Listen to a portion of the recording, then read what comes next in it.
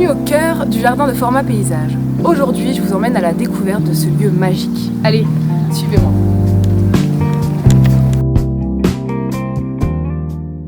Ce jardin est né en 2006 et est entretenu depuis par les apprenants de format paysage.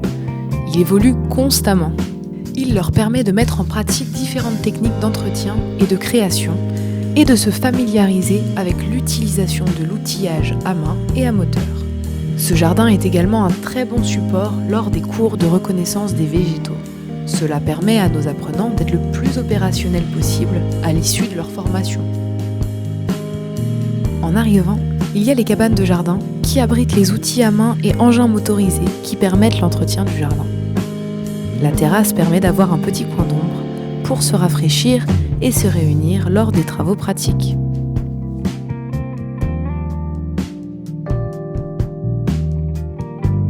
On aperçoit au loin le jardin à la française que l'on repère facilement grâce à sa symétrie parfaite.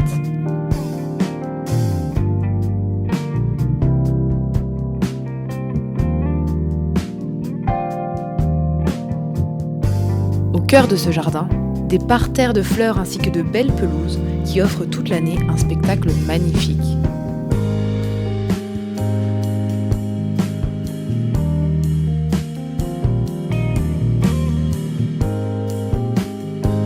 Si l'on va un peu plus loin dans le jardin, nous arrivons dans l'espace méditerranéen, où l'on retrouve des plantes qui poussent dans le sud.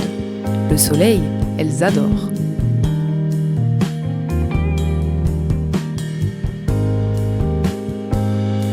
À votre gauche, on aperçoit la rocaille qui accueille de nombreuses plantes qui nécessitent peu d'eau et de nutriments. On peut les apercevoir en s'approchant d'un peu plus près.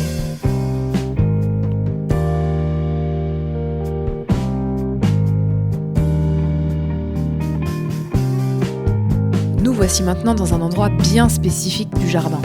Vous l'aurez peut-être deviné, il s'agit du jardin japonais. Entouré de bambous, c'est souvent l'endroit préféré des apprenants. En entrant au centre du jardin, une ambiance très sereine vous enveloppe.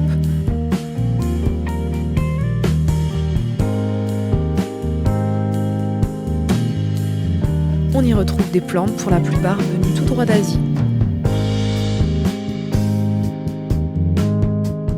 Comme les azalées du Japon, que vous apercevez ici.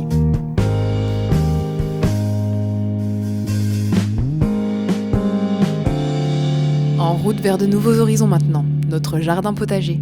De beaux iris violets délimitent cet espace entretenu par les enfants des centres sociaux de Bron, avec l'aide de nos apprenants. Ici, petits et grands cultivent de nombreux légumes.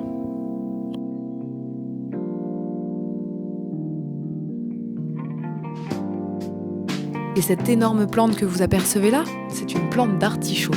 Impressionnant, non ? Et il ne faudrait pas oublier de jeter un œil à cette cabane à outils qui a quelque chose de bien particulier. Son toit végétal et ses murs sont faits de terre et de paille. Là aussi, les enfants ont été d'une grande aide pour sa construction. Dans le jardin, il y a aussi un bassin, habitat de nombreuses grenouilles et poissons rouges. Au printemps, nous sommes accueillis par leurs chants. Dépaysement assuré.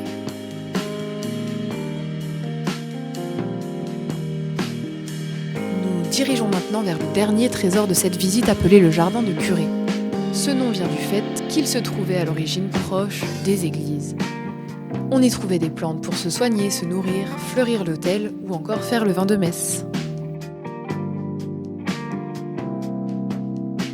Bon ben voilà, j'espère que cette visite virtuelle du jardin vous a plu et que vous avez pu apprécier le travail de nos apprenants depuis 2006 maintenant. Si vous souhaitez en savoir plus, rejoignez-nous sur nos réseaux, LinkedIn, Facebook, Instagram et lors de nos formations. À bientôt!